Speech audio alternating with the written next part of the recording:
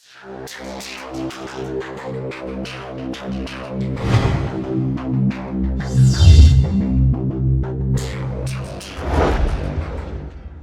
2022년 2월 19일 이정훈입니다. 오늘 새벽 민주당이 정부 추경안을 단독으로 날치기 처리했습니다. 오늘의 제목, 그 추경으로 되겠어? 축차 투입은 금물인데, 축차 투입, 이따 설명드리겠습니다. 부제는 민주당과 문재인 대통령이 면피하려고 나섰다. 통큰 결정을 하지 못하고 째째하게 논다는 얘기입니다. 오늘 새벽 2시 8분 민주당이 국회 예결위 전체회의를 열고 자영업자, 소상공인 등에게 도합 320만 명이죠. 방역지원금 300만 원씩 지급하자라는 것을 핵심으로 한 14호 규모의 정부 추경안을 처리했습니다. 국민의힘을 비롯한 야당 의원은 한 명도 참석하지 않았고요. 이 추경안을 상정해서 처리하는 데 걸린 시간은 단 4분이었습니다. 예결위원장은 이종배 국힘당 의원인데 그는 이 회의를 주재하지 않았고 민주당 간사인 맹성규 의원이 주도했습니다. 이거는 국회법 따라 근거로 했다는 겁니다. 위원장이 하지 못하면 누가 대신할 수 있다. 예결위 간사가 할 수 있다. 그런 조항에 따라서 그냥 했다는 겁니다. 국회법 제50조 5항입니다. 민주당은 이 추경을 통과시키기 위해서 예결위를 열자는 요구를 계속 해왔습니다. 어제 오후 2시에 했다가 4시부터는 아예 예결위에 모여갖고 농성을 하면서 해달라고 했다가 국힘당이 응하지 않으니까는 자정을 넘겨서는 차수를 변경되니까 또 요구했다가 새벽 2시에 처리해버린 겁니다. 홍남기 경제부총리 겸 기획재정부 장관은 감사하다 그러고 있습니다. 네. 근데 이제 예결위 통과했으니까 국회 전체회의를 통과해야 되는데 21일 날 올라갈 걸로 보이는데요. 그때 민주당은 14조에서 2조 원을 증액해서 16조를 통과시키려고 합니다. 왜 그러냐 그랬더니 특수형태 근로종사자, 프리랜서, 요양보호사, 법인 택시 종사자 등 140만 명에도 100만 원 안팎의 지원금을 주자. 그래서 2조 원을 추가하자는 겁니다. 홍남기 부총리는 우리 경제가 감내할 수 있는 규모가 14조 원 플러스 알파인데 그래서 16조 원까지는 할 수 있다는 뉘앙스를 이미 준 바가 있습니다. 여러분 이거 어떻게 보십니까? 이 동아일보 기사가 상당히 재밌습니다. 무슨 내용인가 하면은 이 민주당이 14일 날 추경을 처리할 계획이었지만은 소상공인한테 얼마를 줄 것이냐를 놓고 여야 간에 이견 차이가 있어 그동안 못했다는 겁니다. 무슨 얘기인가 하면은 민주당은 이 소상공인들한테 300만 원씩 주자라는 건데 국힘당은 웃기지 마. 한 1000만 원 주자 이거였어요. 국힘당에도 금액이 크죠. 그래서 서로 의견이 안 맞아서 못한 건데 결국은 300만 원 주는 걸로 민주당이 통과를 시킨 겁니다. 그거 왜 이랬겠느냐? 근데 이 300만 원을요. 대통령 선거 때문에 한 겁니다. 실제로 문재인 대통령도 어젠가요? 참모회의에서 국회는 하루를 1시라도 빨리 추경안을 처리해 민생 어려움을 해소하는데 협조해달라고 요구를 했었습니다. 그리고 김부겸 국무총리는 또 국회까지 가서 박병석 국회의장을 만나고요. 막 서둔 거죠. 그러면 쉽게 말하면 여야 모두 추경 짜는 건 찬성이고 소상공인 지원하는 건 찬성인데 1인당 금액이 300만 원이냐 1000만 원 차이가 갖고 국힘당은 불참을 하고 민주당이 단독으로 처리했어요. 이거 어떻게 봐야 됩니까? 그러니까 민주당에서는 어떻게 하든 적정 금액이라도 빨리 나눠주자. 그래야 국민들이 빨리 일어난다. 이런 주장인데 이왕 하려면 1000만 원 해보지. 근데 우리 경제부총리는 그 이상 주게 되면 우리 정부 재정이 감당이 안 된다. 이런 소리 하고 있거든요. 좋습니다. 근데 참고로 지금 이 정권에서 부동산 가격을 일부러 집을 못 짓게 아파트 못 짓게 해서 부동산 가격 다 올려놓고 나서는 또 공시지가도 따라 올리게 해서는 세금을 어마어마하게 걷어들였죠. 예? 양도세, 재산세, 종부세 해갖고 지금 거둔 돈이 57조가 더 걷어갖고 있지 않습니까? 그거 갖고 이 정권이 하는 게 지금까지 인민민주주의 아닙니까? 나눠줘서 표받고, 나눠줘서 표받고. 그 나눠줘서 표받는 거니까 제가 어제도 얘기했던 게 재판도 인민재판식으로 해봐라. 이재명이가 쓴 석사학위 논문이 부정부패를 지방정권의 부정부패 막으려면 시민 참여를 해야 된다고 했으니까 지금 이재명 씨가 한 짓이 참 가관인데 한번 인민재판 해보자. 시민들이 참여해서 기소 여부를 결정하고 재판에서도 배심원조를 해보자 이런 제안을 했던 건데 한번 인민민주의로 다니면 됩니다. 이 정권 하는 걸 보게 되면. 그리고 또 하나 조선일보가 재밌는 기사를 실었어요. 엠브레인 퍼블릭 케이스 텟 리서치 코리아 리서치 한국 리서치. 왜 이렇게 요즘은 회사 이름을 어렵게 만들어서 나도 영어 좀 하는데 뭔 소린지 모르게 이름을 전화갖고 힘들게 하는지 모르겠네요. 이 4개의 기관이 14일부터 16일까지 조사한 전국 지표 조사에서 윤석열 씨가 40, 이재명 씨가 31%를 얻어서 9%포인트 차이가 났다는 게 핵심입니다. 굉장히 점점 더 벌어지고 있습니다. 이재명 지지자들도 이 결과 때문에 당황합니다. 왜냐하면 BTS 조사를 가장 정확한 걸로 보고 있거든요. 이재명 씨 지지율 31%는 문 대통령 지지율 41%보다 적고 민주당 지지율 33%보다 더 적기 때문입니다. 그건 뭐야? 문재인만도 못하네? 이건 최고의 욕이죠. 민주당만도 못하네? 이건 두 번째 욕인데 이재명이 그런 처지입니다 지금. 그러니까 무슨 얘기예요? 이재명 캠프에서는 문재인하고 민주당이 안 도와주네 이런 게 나오는 거죠. 여기에 대해서 뭐 여러 가지 해석들을 합니다. 콜백이 없었다는 얘기인데 여론조사 하게 되면은 민주당 지지자들은 전화 놓치면 다시 답을 해주고 이런 콜백이 있는데 콜백도 줄었다. 그러니까 이제 이재명이 싫다는 얘기죠. 민주당 내에서도. 뭐 그런 얘기들이 나옵니다. 근데 이 원지 코리아 컨설팅의 박시원 씨가 뭐라고 분석을 하는가 하면은 콜백이 많을수록 이재명 지지율이 높아지는데 콜백이 적어져서 더 격차가 났다라는 것과 더불어 추경의 실패, 코로나 확산, 야권 단일화가 점점 강화되고 있고 이런 것 때문에 자꾸 이재명이 떨어진다라고 분석을 합니다. 야권 단일화 하는 거는 뭐 민주당이 문재인 씨가 어떻게 할 수 없죠. 코로나 확산되는 것도 어떻게 막을 도리도 없고 사실 오미크론은요. 두려워할 필요가 없어요. 전 국민이 다 걸려버리면요. 이제 백신 맞을 필요도 없습니다. 180일 동안. 그죠? 저는 방역 패스 이거 없애는 게 오히려 낫다는 생각입니다. 경기를 돌리면 되지. 주민들 돈 나누지 말고 자유롭게 경제하고 그 정도 감기야 뭐. 이게 오히려 날 수도 있는데 간덩이 작은 사람들은 못합니다. 그리고 이야기한 게 박 대표가 추경 실패를 얘기했습니다. 자, 지금 이제 오미크론 때문에 다시 제재가 강화되니까 경제가 안 돌아간다. 그러니까 그 사람들 돈을 주자 이건데 제일 쉽죠. 민주당 정권이 지금 온갖 부동산 사법으로 세금은 잔뜩 걷어놓고 경제는 죽여놓고 그 돈 갖고 나눠주면은 다수의 소상공인들이 민주당 지지로 가니까 얼마나 좋은 그림입니까? 그 민주당 곡간서 인심 나는데 황교익 씨 얘기입니다. 황교익. 그 이재명의 측근 중에 측근. 경기관광부서 사장에 내정됐다가 안 된 사람. 민심에 곡간 난다. 코로나로 다 죽게 생겼는데 문재인 정부가 무심하다. 이런 얘기들이 나오니까 문재인 대통령도 민주당도 뭐 윤호중 이런 대표 같은 사람들도 이재명한테 욕먹을 필요 없잖아요. 그러니까 이제 추경을 만들어주는 거죠. 추경을 만들어주는데 이게 효과가 있겠느냐 이겁니다. 지금부터 제 분석입니다. 저는 세상을 볼 때 사람들이 가장 절박한 상황이 인간 다수가 모여서 하는 것 중에 저는 전쟁이라고 봅니다. 전쟁. 자연재해는 너무 덩치가 커서 사람들이 불가항력이잖아요. 그건 당하는데 전쟁은 정말 마음을 모으고 지혜를 짜고 하게 되면 이길 수가 있습니다. 전쟁에서는 인간이 만들 수 있는 가장 좋은 아이디어가 나옵니다. 근데 이런 전쟁에서 많은 이론들이 나와서 그게 지금 경영학, 국가 경영학, 기업 경영학 이런데 그 다음에 선수들 훈련시키는 지도자학에 다 투영되어 있습니다. 이 전쟁에서 절대 금지하는 것 중에 하나가 축차 투입 금지입니다. 계속 집어넣는 거예요. 우리가 매일 새끼 밥 먹듯이 계속 쭉쭉쭉쭉쭉 주는 겁니다. 이렇게 하게 되면 전쟁 진다는 얘기입니다. 영어로는 piecemeal attack이라고 그러는데 척차 투입을 그걸 절대로 no piecemeal attack 축차 투입 금지의 원칙이 있습니다. 그러나 무조건 금지는 아닙니다. 여러분 부대에 가시면 군대에 가면 5분 대기지 있고 우리 경찰에 가면 스왓 특공대가 있습니다. 무슨 사건이 터졌어.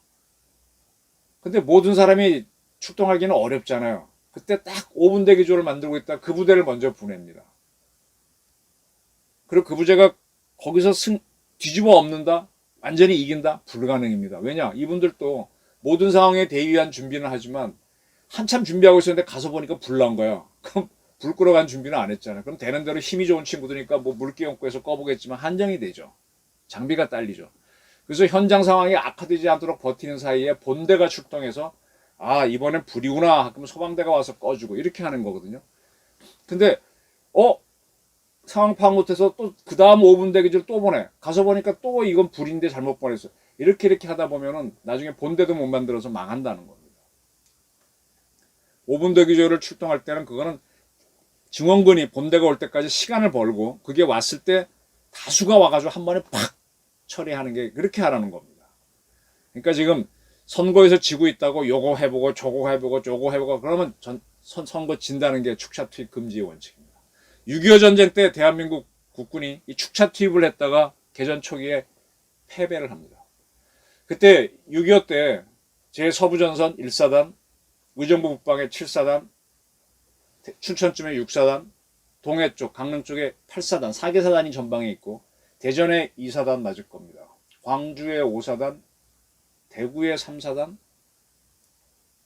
그렇게 되나? 그 다음에 서울에 2사단, 서울에 수도사단 이렇게 8개 사단인데 후방에 4개, 전방에 4개가 있는데 인민군이 쳐들어왔을 때 1사단 그럭저럭 막았어요. 춘천에 6사단 잘 막고 오히려 더 잘 막았죠. 8사단 왔다 갔다 8사단 어지간히 버텼습니다. 어디가 무너지냐? 의정부의 7사단이 무너집니다. 유재영 사단장이 이끄는 그 양반은 별 하나였는데 7사단이 무너지는데 그때 인민군 주력이 또 그쪽을 쳤어요. 주부대가. 그래서 이제 처음에 한 개 연대가 뚫리니까 그 다음 연대를 확 축차 투입합니다. 그게 무너지니까 7사단은 전력이 다운되면서 그래서 이제 불광동 쪽으로 인민군이 들어오는 게 아니라 의정부 거쳐서 미아리로 인민군이 서울에 들어오는 겁니다. 그렇게 뚫리니까 그때 최병덕 씨가 참모총장인데 대전에 있는 2사단 올라와 서울에 있는 수도사단 출동에 순서대로 막 집어넣습니다. 축차 투입이 되는 거죠. 그 다음에 대구에 있는 3사단 올라와 자동원대 광주 5사단 올라와 그 서울 전투 치르면서 대한민국 물론 저쪽에 6사단하고 8사단은 좀 살아났긴 하지만 6개 사단이 녹아버리는 겁니다. 그래서 우리가 개전 초기에 와 무너지는 겁니다. 똑같은 실수를 미군도 합니다. 처음 6.25 전쟁이 났다고 할 때 메가더가 일본에 있었는데 그 밑에 있던 8군을 통해서 스미스 일종의 5분 대기조죠. 스미스 부대를 보냅니다. 그 부대가 어딘가 안성에서 녹아버려요. 그리고 그 다음 5분 대기조로 보내는 게 24사단입니다. 그게 포항에 내려갔고 급히 추풍용으로 오다가 대전 전투에서 깨갱하고 깨지면서 딘 사단장이 인민군의 포로가 됩니다. 그때서야 이 친구들은 미군은 이제 전쟁 많이 해보세요. 감을 잡죠. 축차 투입 안 된다 그러면서 전체 미군을 한국에 도착하는 부대를 전방으로 보내는 게 아니라 추풍령 이남에 낙동강에다가 쫙 배치하고 안 보냅니다. 강력한 방어망을 만드는 거죠. 그리고 한국군 패퇴하는 부대가 철수하도록 합니다. 그 낙동강에서 워커 중장이 막아내는 거죠. 다이오 스탠드 중리여 사느냐고 막아내게 합니다. 그러면서 이제 그때 메가더가 미 해병대 1사단을 동원하면서 예비군까지 동원해서 인천 상륙을 뻥 치면서 역전시키면서 올라가는 거죠. 축차 투입을 한국군은 계속하다 녹았고 미군은 딱 2번 하고 나서 아니구나 하고는 뒤로 쭉 후퇴해서 낙동강의 방어선은 견고하게 치고 버티면서 그러면서 어퍼커트 훅을 날릴 수 있는 부대를 동원해서 전세를 바꾸는 거예요. 그리고 나서 메가더가 크리스마스 대공세 그래서 북으로 쫙 이기는 줄 알고 올라갔죠. 끝내려고. 최후의 공세를 폈는데 팽덕회가 이끄는 인민지원군이 참가합니다. 막 무너지죠. 그때 이제 미군에서는 메가더가 막 원폭을 하자 그러니까 교체하고 리치웨이 대장을 보내는데 리치웨이가 택한 전쟁이 그거였습니다. 야 현장에서 못 버텨. 전원 철수해. 서울도 포기하고 장호원 안성선까지 확 끌어내립니다. 145투제의 이름하여. 그때 서울을 다시 뺏기는데 그리고 거기다 선을 딱 만들어 놓고 나서는 그 축차 투입 안 하는 거예요. 그 다음부터 이제 리치웨이가 펼쳤던 작전이 썬더볼트 번개작전, 썬더볼트면 천둥작전인가? 라운드업 작전, 걷어올리는 작전. 그 다음에 리퍼가 뭐지? 톱날 그런 건가? 돈트리스, 용맹한 작전 이런 거 하면서 쫙쫙쫙쫙 하면서 서울을 수복하고 올라가는 겁니다. 그 지금 휴전선까지 올라가는 거죠. 작전은 이렇게 하는 겁니다. 축차 투입을 하는 게 아니라 쫙 빼가지고 새롭게 전열을 짠 다음에 상대가 모르는 쪽으로 팍 치고 올라가는 겁니다. 자, 지금 이재명 씨는요, 김건희 씨 약점 아닌 약점을 공격했다가 김건희 씨는 지금 다 살아나서 이 선거에 투입할 준비를 마치고 있고 헛된 공격을 한 거죠. 근데 그때는 잠시나마 유리했지만 이게 딸리니까 자꾸 무너져 가잖아요. 이 작전을 하더라도 마지막에 투입할 게 있고 한데 순서 없이 막 되는 대로 집어넣다가 불쏘시개 막 집어넣은 거죠. 딸리는 거예요 지금. 그러다 보니까 이제 돈까지 투입하는, 자기네 세금 많이 걷어놨으니까 축차 투입을 하는 겁니다. 이렇게 하면 안 돼요. 참고로 이 미군식으로 쭉 물렸다가 전선 만들어 확 치고 올라가나 어퍼컷으로 이기는 방법이 있고, 또 하나는 동양의 전술 중에는 이렇게 내가 밀릴 때 하는 작전 계획은 패전계라고 합니다. 내가 전쟁에 지고 있을 때는 어떻게 역전시키는 방법이냐. 몇 가지 방법이 있는데 그 중에 유명한 게 미인계입니다. 아주 미인을 적장한테 보내갖고 속여 정신을 혼미하게 한 다음에 역전 기회를 잡는 게 있고, 고육지책이란 것도 내 살을 띄어서 널 줘갖고 이제 나는 뭐 이렇게 하는 방법도 있고, 또 하나는 뭡니까? 제갈공명이 썼다고 하는 거. 아예 서울을 포기하고 내려오는 거예요. 성을 비워주고 오는 거예요. 이거 리쥐에가 보였던 전술이죠. 그다음에 연한계, 이거 방통위 했던 건데 저쪽에 여러 가지 일을 줘서 서로 묶어놓게 한 다음에 화공을 펼쳐서 동정호 전투에서 이기는, 적벽대전 이기는 그런 식으로 하는, 남을 속이는 방법 등이 있는데 그건 동양의 방법이고, 쭉 물러났다가 철벽을 치고 다시 공격하는 건 미국식 방법인데, 이런 것들을 택해야죠. 축차 투입하면 안 됩니다. 근데 지금 이재명 씨는 자기 스스로가 지금 대장동 게이트, 백현동 게이트, 또 뭐죠? 김부선 문제, 뭔 문제, 또 부인은 뭐, 본인은 또 업무 추진비 상납 사건, 부인은 횡령 사건, 뭔 사건, 아들은 뭐 도박 게이트. 방법이 없잖아요. 근데 여기다 뭘 한들 되겠습니까? 대한민국 국민들이 그렇게 바보입니까? 이럴 때 최고의 방법은요, 저라면 누차 말씀드렸지만 늦었지만 이재명은 우리 후보가 아닙니다 하고 잘라버리고 새로운 후보를 내세워서 우리 이재명 아닙니다 하고 나가는 게 오히려 낫습니다. 이걸 지금 못하고 있죠. 저는 이걸 할 거라고 봤습니다. 6.29 선언에서 이재명 잘라내서 저건 버려라 그랬는데, 저런 범죄 덩어리를 어떻게 합니까 저거는. 근데 그냥 끌고 가잖아요. 끌고 간다면 이재명이라도 건질려면 나와가지고 내 아내가 밥을 많이 먹었는데 이건 잘못됐습니다. 조사하십시오 이래야죠. 우리 아들이 도박을 했습니다. 조사하십시오. 그러나 나는 대한민국을 위해서 헌신하겠습니다. 이 정도 선언, 이것도 6.29급 선언이죠. 이런 걸 하면서 반전의 기회를 만들어 보는 겁니다. 근데 이것도 못해, 저것도 못해. 내 마누라라서 안 돼, 내 새끼라서 안 돼. 다 껴안고 가면, 그리고 이거 작은 거 내보내면 이 사람들 즐거워서 가겠습니까? 장수가 몸을 피하고 있고, 계백 장군이 그나마 신라와 품일 장군과 한번 싸워볼 수 있었던 거는 자기 새끼 죽이고 자기 마누라 죽이고 가자 그러니까 5천 결사대가 따라 나오는 건데, 자기 마누라는 껴안고 자기 자식은 껴안고, 와 뭐 문재인 너는 뭐 지지율 높은데 안 도와줘 그러면 생색은 내지요. 나중에 싫은 소리 안 들으라고. 해봐야 되냐. 그리고 민주당은 이번 대선은 어려워요. 이번 지고 그 다음에 6월 1일 날 지방선거도 사실은 저는 어렵다고 봅니다. 그러나 2년 후에 총선에서는 잘하면 막아낼 수 있고, 그게 이제 리쥐에이가 안성 장원선에서 중공군 막아내고 워커 장군이 낙동강서 막아내고 역적 기회를 잡는 거랑 비슷하죠.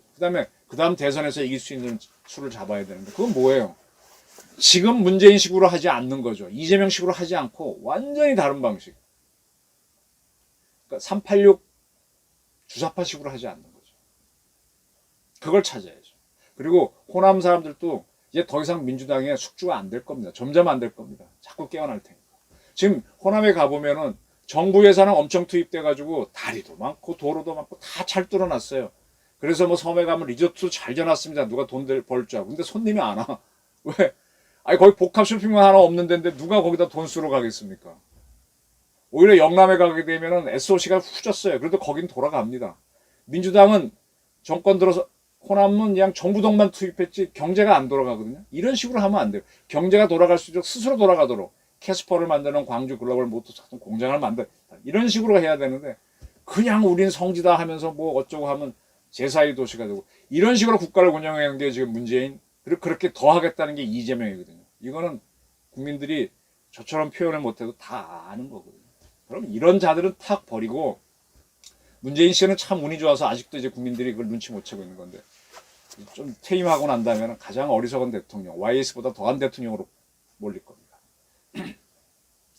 탁 바꿔야죠. 스스로 개혁 못하는 게 무슨 대한민국을 바꾼다고 386들, 그 앞에 그 줄기한 386도 아닌 떨거지 그 주사파들이 우글우글 있습니다.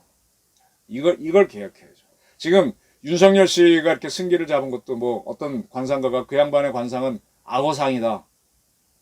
썩은 것들 다 정리할 수 있는 그런 상이다 그러는데, 그걸 지금 국민들이 원하는 거잖아요. 이 386 떨거지 좌파들 확 나라 망치고, 나라 돈 투입해서 기껏 닦아놨는데, 지금 중국 한번 가보세요. 저기 중국에 가지 몇 년 됐지만 중국 올림픽 끝난 다음에, 옛날 베이징 올림픽 끝난 다음에 가보니까 도로는 막 지방에 닦아놨는데 돌아가질 않아. 우리나라 고속도로 휴게소 가면은 막 시끄럽고 사람이 많은데 걔네는 없어요. 그럼 중국은 경제 나빠지는 거죠. 관치 경제가 이렇게 돼요. 지금 호남이 그렇습니다. 그런 식으로 얘네들은 지금 해왔고, 이번에도 자기네가 어떻게 부자들 세금 걷어갖고 나눠줘서 이기는 방식으로 지난번에 권력은 잡았지만, 이번도 그런 식으로 하는 겁니다. 축차 투입하는 거거든요. 점점 제가 보기에는 어리석은 짓을 하고 있습니다. 오늘의 제목, 추경호로 되겠어? 축차 투입은 경영학과, 국가경영학, 회사경영학, 선수를 훈련시키는 근본 이론인 군 작전술에도 축차 투입은 금물로 되어 있는데 그렇게 한다고? 그리고 면피나 하겠다. 문재인, 윤호정 이하, 민주당. 통 큰 결정은 못 짜고 째째하게 노는구나. 오늘의 저희 관점. 경청해 주셔서 감사합니다.